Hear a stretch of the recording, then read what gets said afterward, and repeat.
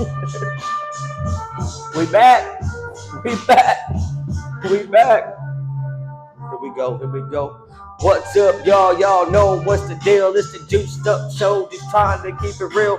Episode 17 of the program. And I'm juiced up the mother. Man, put your hands in the air. Put your hands in the mother.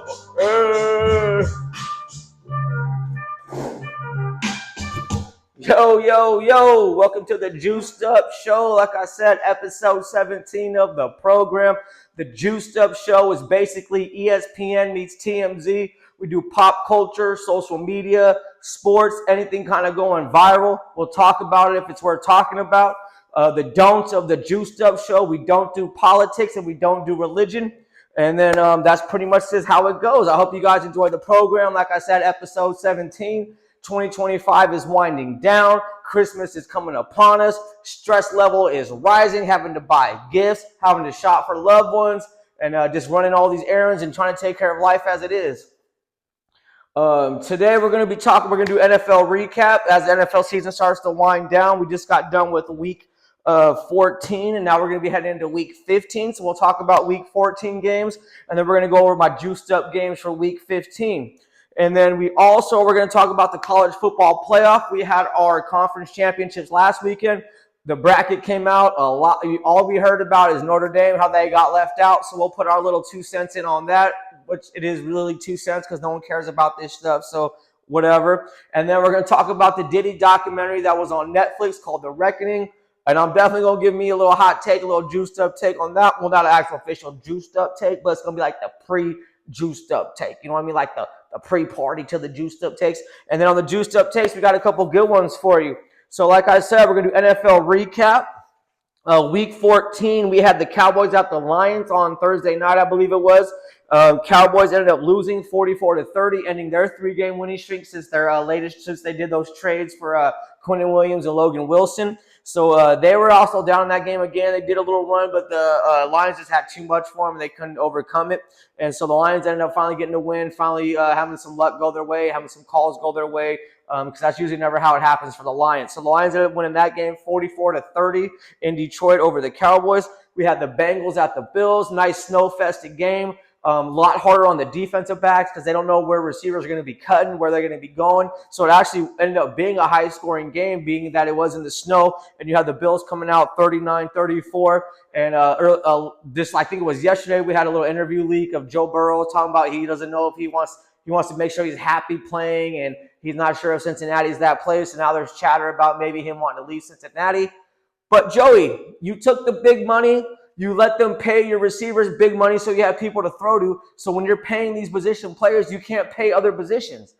That's why, Hendrickson has pretty much sat out the whole year with injuries because he never got paid. He got franchised. So you can't sit up here and cry the blues when you took a fat payday. They gave Trace a fat payday. They also gave Higgins a nice payday. So you can't sit up here and say the Bengals don't want to help me when they try to help you, but you can only do so much with a certain amount of money.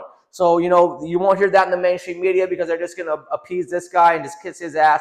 But at the end of the day, you took big dollars. You let them give big dollars to the receivers. You should have either let Higgins go. You're obviously not going to let Chase go. If you let Higgins go, you could probably get a couple linemen or maybe a defensive back and an old lineman. So at the end of the day, it also comes down to your greed and what you want to, what is in the best interest of your own self is what it came down to, not the best interest of the team and you guys winning. And then we also have the Bears at the Packers. Packers pretty much controlled this game, even though the score was 28-21 at Lambeau. They pretty much ran this whole game. Caleb Williams wasn't doing much. And then this week, the Bears got to play the Browns in 6-degree weather in Chicago. So we'll see how him and Shador actually do in some cold weather and actually playing some pretty good defenses. The Browns did give up a lot of points to the Titans last week. Shador put up some numbers. According to a couple of things I saw on PFF stats, the majority of his yards that he threw for were yards after catch. Take it as you want it. That's just the numbers. I'm just relaying the information. We also had the Eagles at the Chargers, ugliest game of the year by far. But my Chargers did come out with the victory, 22-19 in overtime. Vicker, the kicker, hit the game tire at the end of regulation. Then he hit the game winner in overtime. Herbo had a couple nice RPOs, that were big plays in the game. I think one was on the game-winning drive, and then one was in the overtime drive. But Herbert played tough. He's tough as nails. The guy's tough as shit. He went out there, had a surgery on his hand the week, 7 days before this game. Still played, still toughed it out. Might not have been the smartest decision. Could have risked his team the game, but you can't put in Trey Lance. You have no track record or proof that this guy can win you a ball game. And the fact that Herbo played and we still couldn't run the ball, we weren't going to definitely run the ball with Trey Lance in there because they were going to stick 8 in the box, play man coverage because they know that this guy is not going to be able to go through progressions. And then the other game was Texans at Chiefs. Texans won that one 20-10. Wasn't the greatest game. Texans really are just relying on their defense. Stroud, don't lose us the game. Put us in decent positions, and we'll play field position and kick field goals. It's kind of, I guess you could say, the way the game's played now, it's kind of old school football, but DeMeco Ryans got their defense playing well. Stroud's doing enough to not turn the ball over, and they're doing enough to win games, and they're on a hot winning streak right now, and we'll see how they do coming up this week. My juiced up games for Week 15. I got the Chargers at the Chiefs. That's going to be a great game. That's also, with the Chargers beating the Eagles, if you come around and lose this game, that game's really irrelevant. I mean, I don't want to go that far, but it kind of feels like that. So the Chargers are going to have a tough sled ahead of them. They got the Chiefs, Cowboys, Broncos, and Texans still left on their schedule. I think they probably have one of the harder schedules remaining for teams trying to make the playoffs. I would bet money on that. But we'll see how they do. I really hope they can win. I'm picking them to win that game. We have Lions at Rams. I'm going to go with the Rams. This is the golf reunion game, because the Rams got rid of him, that history, and then they turned around and won the Super Bowl with Stafford. So we'll see how Jared does returning back to L.A. I think the Rams will get him in that game. Rams are coming off a big win against the Cardinals. Even though it is the Cardinals, they blew them out, and they took care of business like business is supposed to be taken care of. We also have the Bills at the Patriots. Patriots took the first meeting of this game in Buffalo. Everyone was shocked by that because it was still pretty early in the year, and no one really knew where New England was at, and now everyone's on the New England bandwagon. They are playing well, and with the way some of these AFC teams are looking, you kind of got to put them in Denver at the top of the AFC just by, default because of their record and the way they're playing. Even though they haven't played the toughest schedules, they're playing pretty well, and you got to give them credit for that. They're winning the games they're supposed to be winning. But I do have the Bills winning this game in New England, getting a redemption. I don't know if it's going to be enough to pull out the division because the Patriots' schedule is probably weak down the end of the end of the year because they haven't played a tough schedule all year because they're playing a last place schedule. We also have the Colts at the Seahawks with 44-year-old Phillip Rivers making his return to football after 5 years. You're telling me there's no one out there that has played more recent football than Phillip Rivers. But I understand it. He did play for the Colts before he retired. He's familiar with the system. He's familiar with the upper management. So, I mean, it makes sense in that realm. But if you're trying to, I guess you're just going to say, let's play defense and just don't lose us any games. He might throw 20 times if that. And it's not going to be a lot of like 5-step drops. I'll probably, I'll put heavy money that this guy's only doing like 2-step drops, 3-step drops, quick ball out of my hands, screen passes, slants, stuff like that. If he's going to have to hold on to the ball, it's going to be a very ugly game for them against the Seahawks with that defense and playing in Seattle. Excuse me. And then the last game I like and I got the Hawks obviously in that game. And then my other game I like this week, my juiced up game, is Packers at Broncos. This is going to be a great game. Packers came off a great win against the Bears like we just talked about. Broncos are doing well. They're playing well. They're playing really good football. And, if they lose this game, it definitely opens up the door for the Chargers to try to take this division. I got the Packers coming into Denver and winning it. I guess they don't have a great record in Denver. They're like 1-7, 1-6 or something like that. But I think the Packers are going to get it. I think Jordan Love's in a good zone right now. I think Matt LaFleur's in a good zone calling plays. And I think they have enough to beat the Broncos. And I don't think the Broncos will have enough to score on them because their offense is so stagnant and so inconsistent. I think the Broncos can get some points. I think the Packers can get some points on the Broncos, but I don't think the Broncos will be able to get points on the Packers. I think the Packers defense is good enough, and you got the closer, Micah Parsons. So you pay a guy $80 million to get 1 sack every game. Great for him. He's, you hustled the system, buddy. You did it. And then next up, we're going to talk about our college football playoff bracket. We had Ohio State and we had Ohio State versus Indiana in the championship of the Big Ten. Indiana pulled that game out. They're at number 1 now. And then Ohio State's at 2. You got Georgia at 3. And then you also had Texas Tech at 4. And I believe it was – I didn't put the sheet out in front of me. I fucked that one up. Then you had Oregon at 5. And then, so on and so on and so on. So they let James Madison – you have like Bama, I think, at like 6 or something. So they let James Madison in there in Tulane because Virginia was in the ACC championship game against Duke, a 7-5 team, and lost.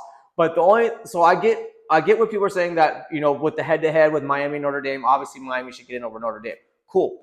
But at the same time, what's confusing is this college football playoff ranking, you have Notre Dame ahead of Miami. So how does Miami jump I mean, basically if you're going based off of head to head, Miami should have always been ranked above Notre Dame. Notre Dame should have never been ranked above Miami. But at the same time, you can make an argument. Yes, Alabama was in the SEC championship game, one of the hardest, probably the hardest conference or one of the hardest conferences next to Big Ten possibly in college football. But they got blown out. And they haven't played well in a few weeks. So with them having 3 losses, even though they were the SEC runner-up in the championship game, I could see you dropping out Alabama and putting Notre Dame in there instead of Alabama because Notre Dame only did have 2 losses. And then it all comes back to the fact that Notre Dame is not in a conference and that they don't play a conference championship and they don't play a conference schedule. They kind of make their own schedule and they can pick and choose who they want to play. So I get that, and so I get both sides of it. It's just you can't put one team ahead of the other and then say head-to-head is essential. So they should always have had this Miami ahead of them, and this whole conversation is never happening. And also BYU got left out with 2 losses, but they got blown out in their conference championship against Texas Tech. So obviously the Big 12 is not compared to the SEC or the Big 10, but you're probably they're the third one, so it's going to go SEC, Big 10. It could be 1A, 1B, or just 1 and 2. And then you got the Big 12 probably right there with those. The only thing is, it's like just because a team won the Sun Belt or the American Athletic Conference, this is what the era we're in now is consolation prizes. Like, so you won this small-ass conference, so we're going to give you a shot, and you're going to go get mollywopped in Oregon. They might not. They could upset Oregon, but when they go to Texas Tech, they're going to get mollywopped. Like, they're going to get mollywopped eventually in this tournament. They're not going to win the championship. The Tulane's not going to win the championship.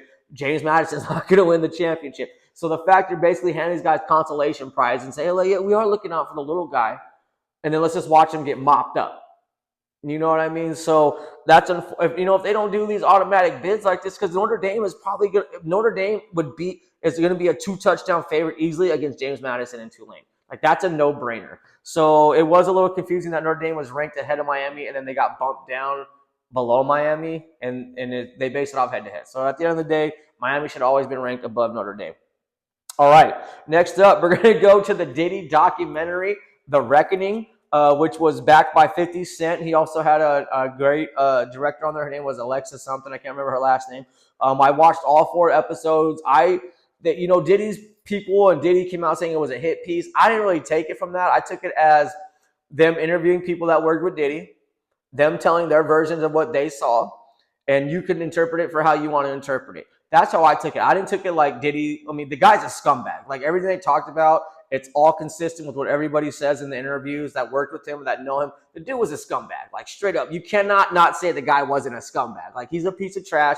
He's dirt. I got 2 daughters. If I see my daughters getting treated like they were getting treated from a guy like this, dude, I would be locked up for life. Like, this guy would not be around. I would have a hit out on this fool. I would bait this fool, do whatever I got to do to get this fool, and do what I got to do to kill this motherfucker. Because he's a piece of trash, and he gets everything that's coming to him. And I don't care if you like Diddy or take that, whatever. Like, more money, more problems. Nah, man, more rapists, more baby oil, more problems, homie. So I'm glad that he's getting what he's getting, and I hope he's miserable in prison, and I hope he's getting smacked around by somebody. But probably not, because his money talks for him.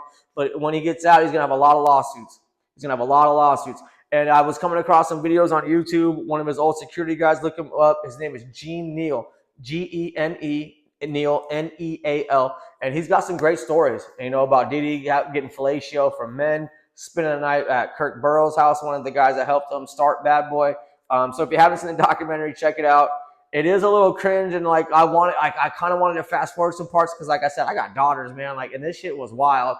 And you watch it and you feel bad for people. People are being, spiked drinks, people not getting paid. This guy just treating people like trash, man. The guy's pathetic. He's a scumbag. But check out the documentary. I thought it was pretty good. 50 Cent did a good job. He's doing great in the film industry. So, more power to him, and I hope he's doing good for that. And next up at the end of the show, it's the Juiced Up Takes. All right, we got 2 Juiced Up Takes today. So I came across this thing on this mixtapes account I follow on Twitter. Follow me on Twitter too if you're on there. If anyone's out there, at the Juiced Up Show. And it was Americans spent the most money on OnlyFans out of any country in 2025.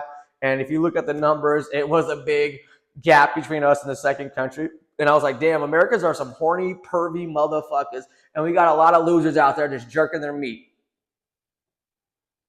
I'm guaranteeing you, I'm sure there's probably women on there too, you know, looking at men or doing whatever they got to do. But there's a lot of horny dudes out there jerking their meat because they ain't getting none. You know what I mean? And I've always been an advocate. We should legalize prostitution out here because the more guys get laid, you're gonna have less shootings. You're gonna have less mass shootings and all that stuff because dudes are just pent up because they ain't getting laid. They're getting rejected. They ain't got no pussy. You know, life is rough. They're over there beating their meat in the basement. So you know, I was just, you know, I wasn't surprised, but Americans are some pervy, dirty motherfuckers. So that's why one of my first juiced up takes, and then my second juiced up take is Sharon Moore. You know, I'm a big Michigan football fan. I grew up watching the Wolverines with my dad as a kid, having family in Flint, Michigan, having family back in Detroit. So I've always been a big Wolverines fan. I wasn't too fond of this guy, but the fact that he got fired and the way that it came about is pretty unfortunate. If you haven't followed the story, he had a mistress on the side. He has 3 kids and a wife, but he was also dating his executive assistant on the side. She decided to break it off with him. He was upset about it. He went to her apartment. He got some charges. He got arrested. Look up the story, and you guys can read for it yourself. But it's just unfortunate for his family. He's got daughters, you know what I mean? And it's unfortunate that they're going to have to go through this. The wife has to go through this. And I hope that, you know, they'll pick up the pieces. I hope the woman doesn't take him back because he doesn't deserve to be taken back. This guy's thrown away his life. He's thrown away his career for a side chick, and he couldn't let her go. So, you know, it's unfortunate. I hope Michigan finds a great coach. I hope it's Nick Saban or someone along those lines. There's a lot of murmurs about the coach of Alabama, but I don't really want him either. So we'll just see how it plays out. And this story is unfolding day by day. We're hearing more tidbits of what was going on. At first, he was just fired. And the next thing you know, he was arrested. And so it's been a messy situation for that guy and his family, and I hope they can work through it. That's the end of the show. Thanks for watching. I really appreciate it. That's Juiced Up Show, episode 17. Keep a lookout for us. I'll make a lot of shorts. Next week, we're going to talk about the Jake Paul, Anthony Joshua fight, if it's even going to be a fight. We'll talk about that, and then we'll do our football preview and whatever else comes about the week. Thanks for watching the show. Everyone have a good night and a good weekend.